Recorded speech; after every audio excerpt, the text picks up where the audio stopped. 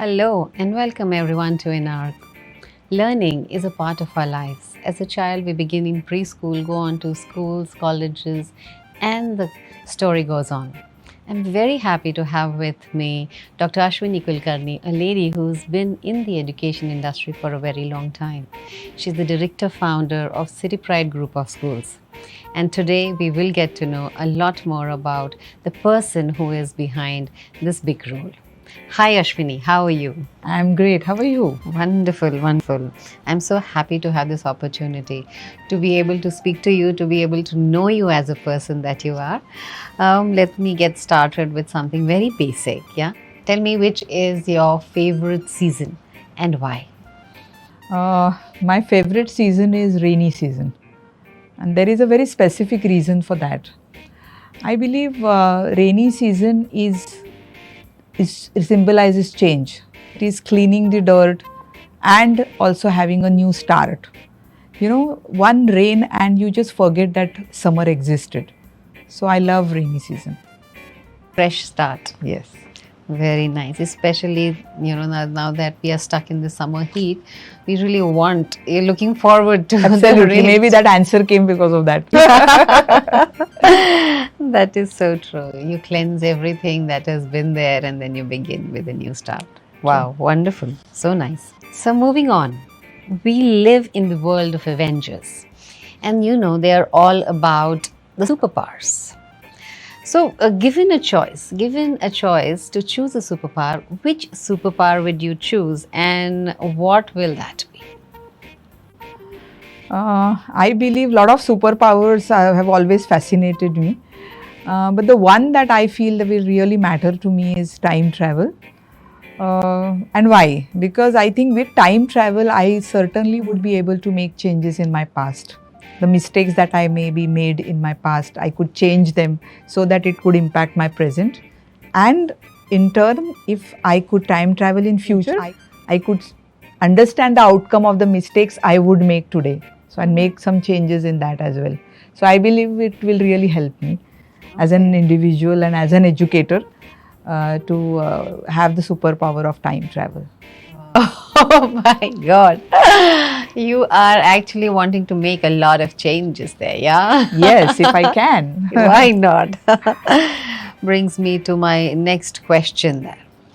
Now that you've spoken about time travel and the fact that you would want to change time. So this question is on the same lines. If you were not an educator, if you were not a teacher, which profession would you have chosen and why?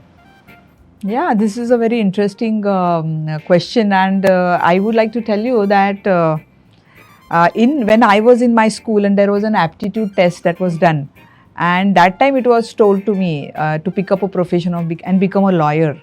I did not take it up for various reasons, but now I believe that I would have made a good lawyer. I would have loved to become a lawyer, and there is a reason for that today. I can say that firstly, a lawyer is as a lawyer, to be a good lawyer, you have to be very bold. You have to be lateral thinker. You have to be very creative in connecting disconnected dots to find out and resolve an issue. And the most important thing is today's technological world. I believe that a lawyer's profession cannot be replaced by a machine, because every time there is a different problem and you have to resolve it differently. So human being is always required. Yeah. So I believe I would have loved to become a lawyer. Wow, wonderful. You very interesting way of looking at, things like, the way you explain, what a lawyer does. I think you rightly said, the role of a lawyer cannot be replaced by a computer because you can't program it. Yeah. Every time he's doing something different, yeah. But yes, wonderful. That's very interesting. Very nice. So now let's move a little bit into more crazy stuff. Yeah, I'll take you back to your college days. I want to know which is the craziest thing that you have done as a student. Many, but little bit a decent one I can share today. Okay. So I did my engineering and I stayed in a hostel. Okay. And girls hostel. So. A lot of fun we used to have, and this was the craziest idea that we had on a holy day. Okay. So it was Holi, and what did we all do in the early in the morning? We went on the terrace and we put colors, all black, red, and all pink, all the colors in all the water tanks, Oh my God. except the drinking water.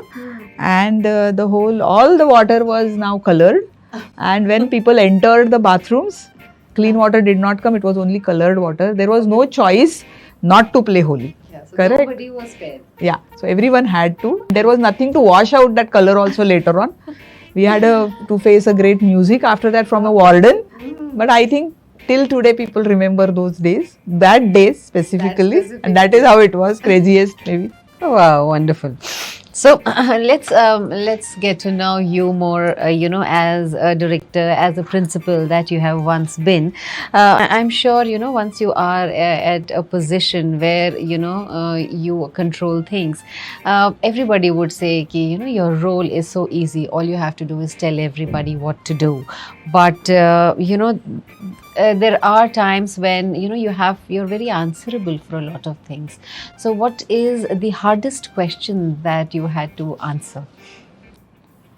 I believe that children sometimes really ask very tough questions to you, right? And sometimes you appreciate those questions as well. So this was one student, a very bright student from our junior college, who asked me this question, and he came to me and asked me, what is important, madam, whether it is success or happiness?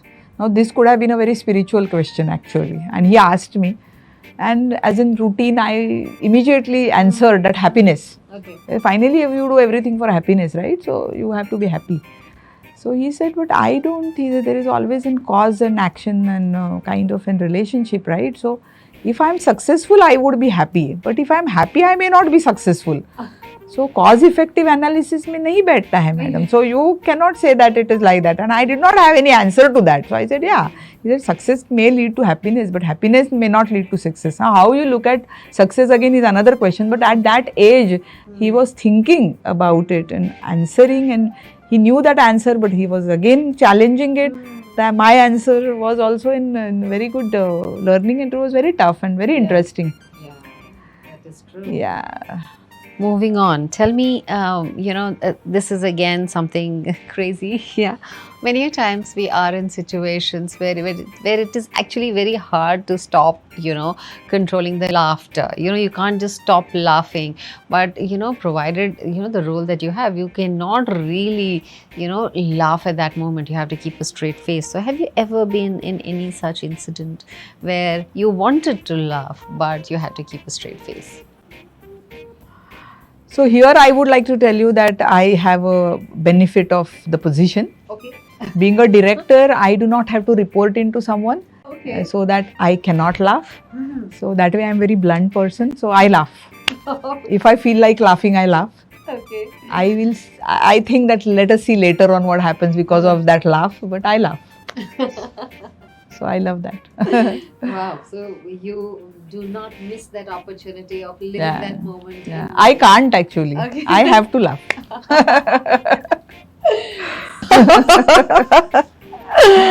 Okay, wow, wonderful. Very, very nice speaking to you, Ashwini. I really got to learn so many things.